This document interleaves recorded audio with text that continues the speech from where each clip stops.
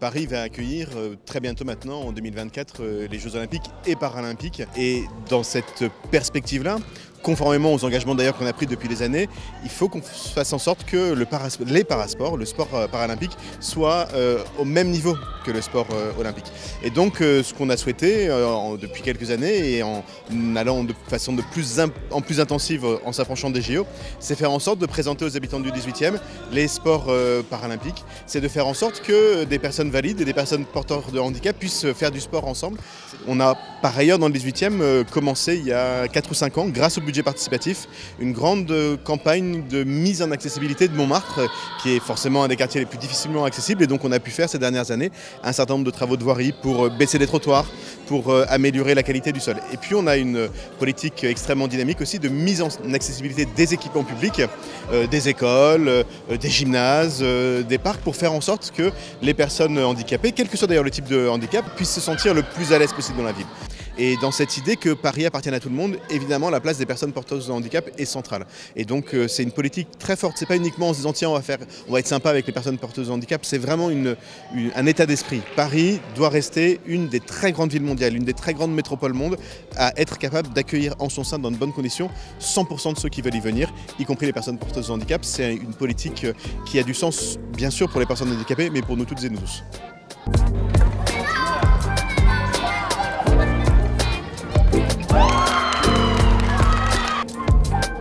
Bonjour, moi je m'appelle Sofiane Meyaoui, je suis membre de l'équipe de France de basket fauteuil et je suis aussi le président d'une association que j'ai fondée l'année dernière qui s'appelle le Paris Basket Fauteuil, qui est une association qui a pour objectif d'aider des jeunes en situation de handicap. Et l'objectif, c'est de proposer une structure adaptée aux personnes en situation de handicap, parce qu'il faut savoir que dans Paris, il n'existait qu'une seule structure, elle était dans le 15e. Donc du coup, il y avait un vrai manque dans tout l'Est parisien, et du coup, c'est pour ça que j'ai voulu répondre à ce manque. Ces journées handisport, c'est très important parce que ça nous permet de montrer que ok, on est handicapé, mais au-delà de ça, on est sportif, on est des athlètes, on peut faire du sport, et que le fauteuil, c'est plus un outil pour se déplacer, un outil pour faire du sport, et qu'on est des personnes comme les autres, comme une autre, et le handicap on le voit plus. Et voilà, le message il est là en fait, c'est vraiment. Et je pense avec les jeunes, c'est encore mieux parce que c'est l'avenir. Si on arrive à changer leur regard sur le handicap, si on arrive à changer un peu les mentalités, c'est que du positif pour les années à venir. Parce qu'il y a encore beaucoup de travail à Paris, énormément de boulot. Et moi, si demain je dois me déplacer dans Paris, je suis obligé de prendre le bus. Le bus c'est sympa, mais quand on a du temps devant soi. Si je veux traverser Paris en une demi-heure, je ne peux pas le faire.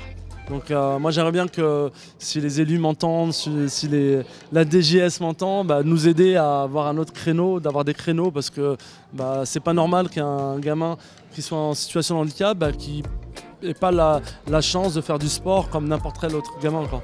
Et le fait déjà qu'il y ait très peu de structures, ça rend déjà difficile la pratique du sport, parce que les déplacements c'est plus compliqué.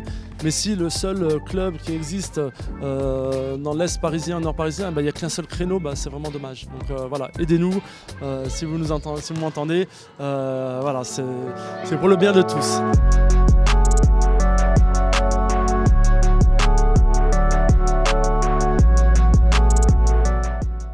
Et c'est quoi l'importance de cette journée par rapport à d'autres événements C'est un moment important pour permettre que les gens qui ne connaissent, les personnes en situation de handicap qui, par exemple, ne pratiquent pas de sport puissent s'y mettre, mais aussi que des jeunes qui ne connaissent pas forcément le handisport le découvrent des sports comme le basket fauteuil, comme le rugby fauteuil ou d'autres sports pour les personnes en situation de handicap. Et est-ce que plus généralement vous auriez un mot à ajouter, quelque chose que vous voudriez dire?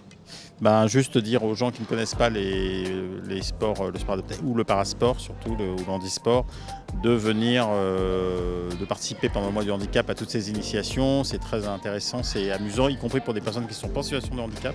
Typiquement le basket fauteuil, tout le monde peut en faire, et ça permet de développer l'inclusion et puis en plus c'est sympa et puis c'est amusant, voilà.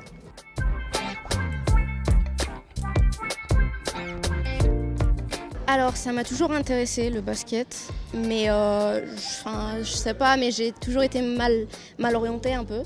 Donc je partais il y a 4 ans, à chaque fois je passe dans une ville, je demande est-ce qu'il y a un club de basket fauteuil, à chaque fois on me dit que non, mais jamais on m'oriente.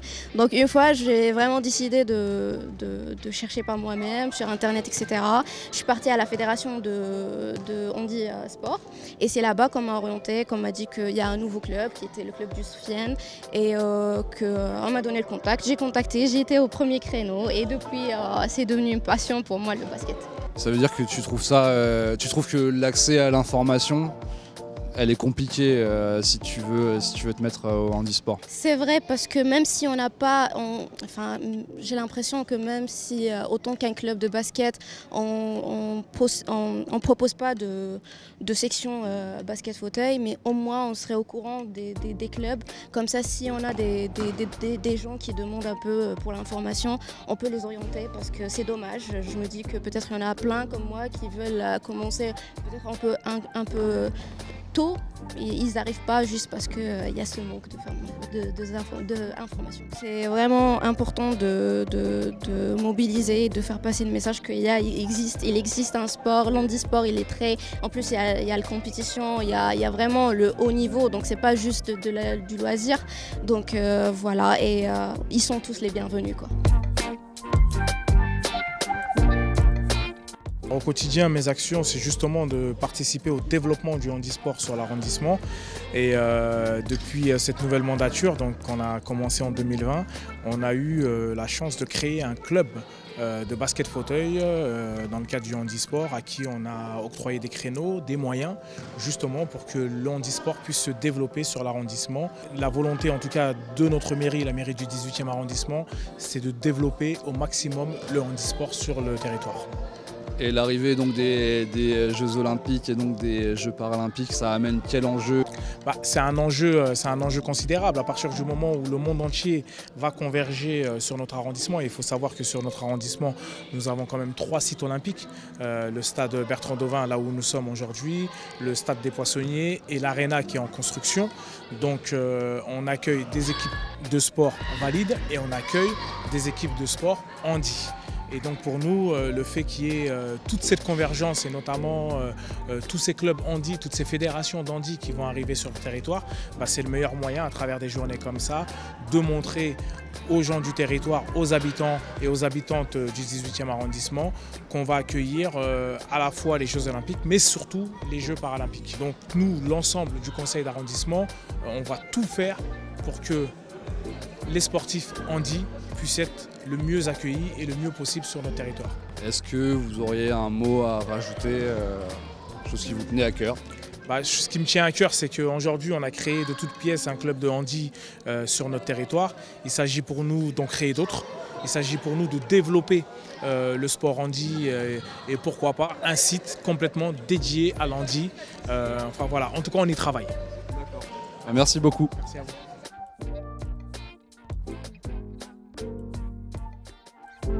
Pour les gens qui ne connaissent pas le torbal, est-ce que tu peux nous en parler un peu Le torbal, c'est un sport qui se pratique avec une balle. Dans le terrain, on a 3 tapis dans chaque côté, 3 tapis en face de 3 tapis.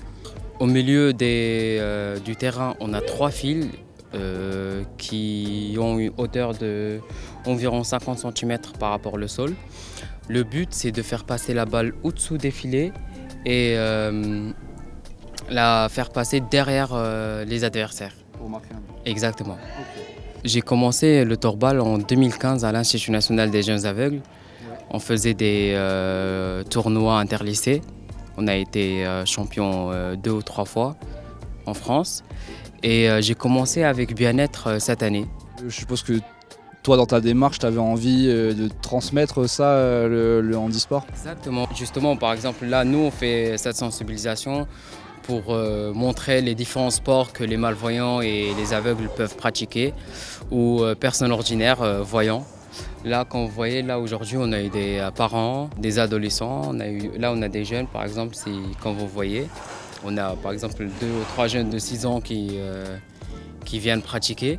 Ça montre que les jeunes sont intéressés dès leur jeune âge. Ça, c'est bien parce que ça donne une popularité à notre sport. Justement, je veux juste expliquer aux gens qu'on sait faire des choses et il faut juste nous donner l'occasion.